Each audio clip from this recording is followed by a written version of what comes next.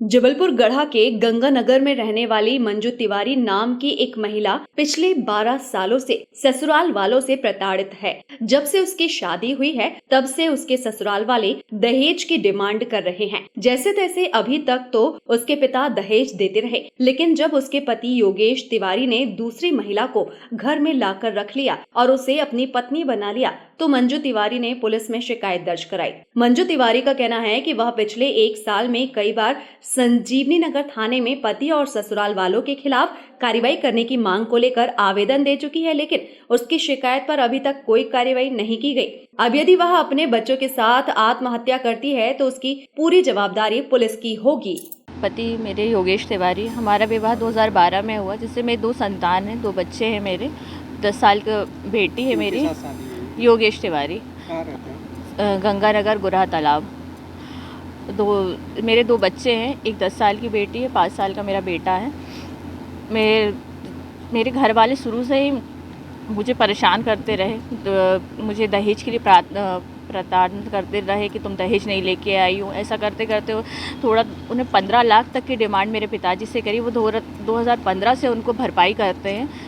करते करते इतना दिन हो गया कि आए दिन मारपीट करना, परेशान करना, पैसे दो, हर चीज़ के लिए पैसा, वो भी मैं करती रही। उनकी डिमांडों को पूरे करते रहे मेरे पिताजी भी, और मुझे आए दिन परेशान करते रहे। जेठ परेशान करे, सामान घर से फेंक दें। जेठानी परेशान करती थी, मेरे सास परेशान करे कि ये मुझे इसलिए परेशान करते कि इनका सब षड्यंत्र था। ये दूसरी लड़की से इसका विवाह इन्हें करवा दिया था, जो कि मुझे बाद में ज्ञात हुआ।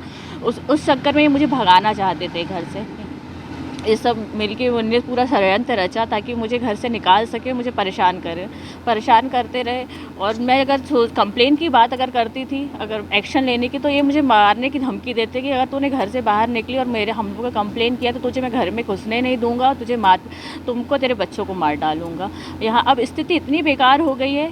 मैं 2023 में मैंने कंप्लेंट डाली, उन्हें मार पीट के मुझे भगा दिया। उस दूसरी महिला को घर पर ला के रखा, उसके 2 बच्चे हैं, उसको घर पर ला के रखा है, और मेरे को दोनों बच्चों को घर से बाहर निकाल दिया कि अब तुम जैसे रहना रहो। हम ये जो औरत है, हम उसको अपनी पत्नी मानते हैं, अपनी बहू मानते हैं, क्योंकि हम इसको अपनी मर्ज़ी से लेके आए हैं। अब ऐसे मेरे कंप्लेन में 3 से चौथी बार कंप्लेन में डाल चुकी हूँ, यहाँ पे आवेदन दिया है। मेरे आवेदन का कोई भी निराकरण नहीं हुआ। अब मेरे पास अब स्थिति ये बच गई कि मैं मर जाऊँ और अपने बच्चों को लेके मैं मरूंगी। तो इस सब का श्रेय ये मैं पुलिस प्रशासन को दूंगी। अभी तक ये 1 साल से मुझे भटका रहे, इनने मेरी कोई भी कार्यवाही का कोई भी मुझे उचित उत्तर नहीं दिया है। कौन सा थाना लगता है? संजीवनी नगर थाना। कितने समय से आप चक्कर काट? सर मुझे 1 साल से ज़्यादा हो गया सर। पति क्या करते हैं आप? कंस्ट्रक्शन का काम करते हैं, पनागर में उनका काम चलता है कंस्ट्रक्शन का। उसमें काम वो है कंस्ट्रक्शन। 2012 को हुई है। पहले आपसे शादी हुई थी कि पहले मेरे से शादी है, मेरे से 2 बच्चे हैं। उसके बाद पूरे परिजन? हाँ, इसमें मेरी सास, जेठ, जेठानी ने मिलके इस पूरा षड्यंत्र रचा और उसको लेके आए। पहले अब तक नहीं था मुझे ये सब, लेकिन बाद में ये सब पता चला कि उसको हम कहते कि उसको हम बहू मानते, तुम हमारे समाज की नहीं हो, हम उसको अपनी बहू मानते, हम उसको रखेंगे, तुम्हें नहीं रखेंगे। ये पैसे की डिमांड करते हैं सर आए दिन। अभी भी कह रहे हैं आप पैसा 15 लाख लेके आओ तो उसके बाद हम तुमको रहने के लिए देंगे। क्या नाम है सास का? सास का फूल तिवारी और जेठ राकेश तिवारी। कितने सालों से प्रताड़ित? सर मुझे 12 साल हो गए इन लोग प्रताड़ित कर रहे हैं।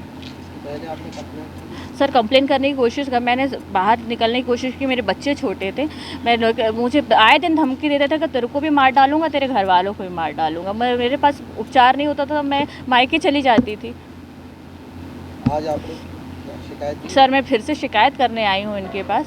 तो अभी उनने उसका कोई उचित आवेदन ले लिया है और 2-3 दिन बाद आने के लिए कहा है उन्होंने। उसके पहले कब दिया आवेदन? उसके पहले मैंने 7 जुलाई को दिया था। आपका नाम? मंजू तिवारी। पति का नाम? योगेश तिवारी। कहाँ रहते हैं? गुरहा तालाब, गंगानगर, गढ़ा।